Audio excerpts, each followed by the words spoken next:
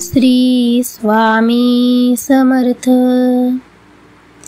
मित्रांनो, आजकालच्या युगात जिथे मन सतत धावते आहे आणि दिशाहीन झालेले आहे, तिथे आपल्याला एका आश्वासनाची, एका आधारस्तंभाची गरज असते. अंधारात चाचपडताना हात धरून चालवणाऱ्या एका सद्गुरूची तळमळ आपल्याला लागते. पण सद्गुरूचे प्रेम कसे मिळवायचे, त्यांची कृपा कशी संपादन करायची, तर याचं उत्तर तुम्हाला ही कथा देईल. आज आपण अशा एका भक्ताची कथा ऐकणार आहोत, ज्याच्या जीवनात गुरूंनी अचानक प्रवेश केला आणि त्याची कसोटी पाहिली. तुम्ही ही कथा यासाठी ऐकावी, कारण या कथेतून आपल्याला हे शिकायला मिळते की गुरूंवर केलेली निष्ठा ही कोणत्याही संपत्तीपेक्षा मोठी असते. समर्पण हाच खरा मोक्ष मिळवण्याचा मार्ग आहे आणि परमेश्वराच्या लीलेत आपला संसार समर्पित कसा करायचा. हा भक्त म्हणजे अक्कलकोटचे स्वामी समर्थांचे प्रिय शिष्य चोळप्पा, ज्यांनी स्वामींची केवळ सेवाच केली नाही, तर गुरुसेवेत आपले सर्वस्व समर्पित केले. चोळप्पा एक साधे गरीब गृहस्थ, पण त्यांच्या मनात भगवंतासाठी अपार प्रेम होतं. ज्या दिवशी पहिल्यांदा स्वामी समर्थांनी अक्कलकोट नगरीत पाऊल ठेवले, तेव्हा स्वामींचे चरण सर्वात आधी चोळप्पांच्या दाराशी थबकले. स्वामींनी जणू चोळप्पांची निवड आधीच केली होती.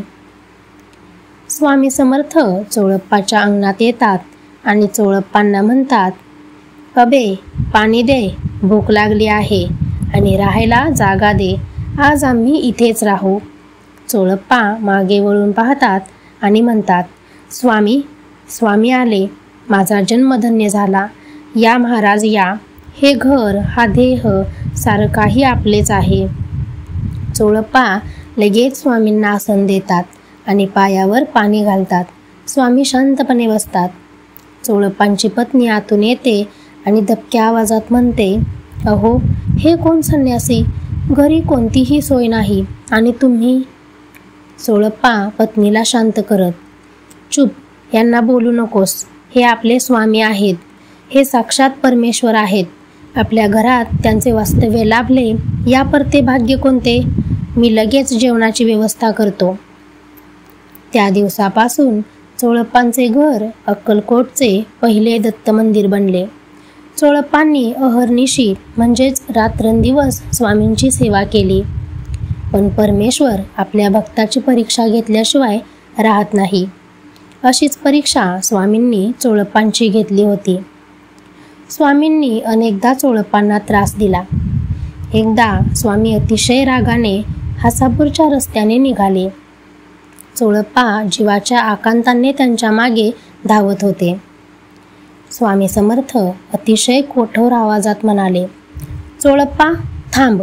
आम्ही संन्यासी आहोत. आमच्या मागे का येतोस? जा, आपला प्रपंच सांभाळ. तुझ्या बायका मुलांना बघ. आम्हाला तुझ्या सेवेची गरज नाही." चोळप्पा धापा टाकत रडक्या स्वरात हात जोडून म्हणाले, "महाराज, असं बोलू नका.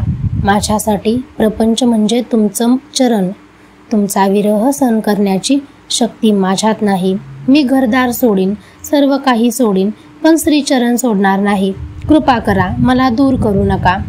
स्वामी समर्थ थोडे थांबून चोळप्पाच्या चेहऱ्यावरची निष्ठा बघतात.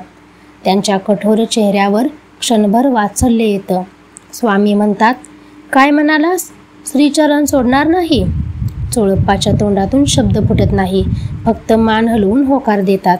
स्वामी समर्थ एका तीव्र कटाक्ष टाकून आपल्या पायातील लाकडी खडावा रागाने काढून चोळप्पाच्या दिशेने फेकतात. "हे घे, हाच आमचा प्रसाद. जा, ह्याची पूजा कर. ह्यालाच आम्ही समजा आणि आमच्या मागोमागे न बंद करा." पादुका चोळप्पांच्या समोर पडतात. चोळप्पा आनंदाने त्या उचलतात. चोळप्पा पादुकांना डोक्याला लावतो. डोळ्यातून आनंदाश्रू येतात. जय जय स्वामी समर्थ. तुम्ही माझ्यावर कृपा केली. आता ह्याच पादुका माझा संसार, माझा स्वर्ग. स्वामींनी भक्ताच्या निष्ठेवर शिक्कामोर्तब केले.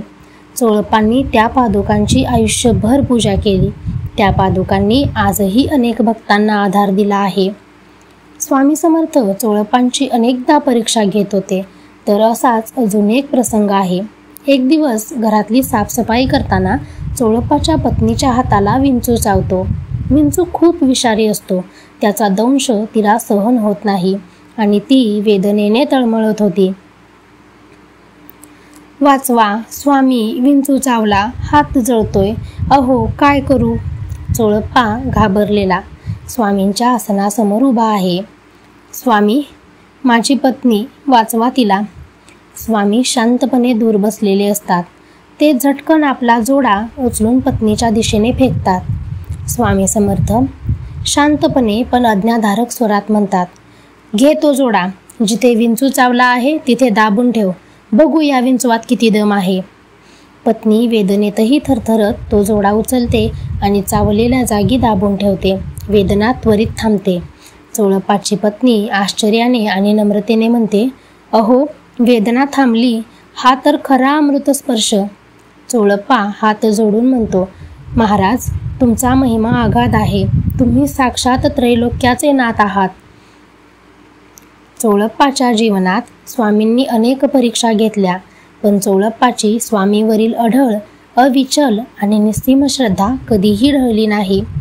चोळप्पांनी फक्त स्वामींची सेवा केली नाही, तर त्यांनी भक्तीचा एक आदर्श जगासमोर ठेवला. म्हणूनच आजही चोळप्पा हे नाव स्वामी समर्थांच्या सर्वात प्रिय आणि निष्ठावान शिष्यांमध्ये आदराने घेतले जाते. जय जय स्वामी समर्थ.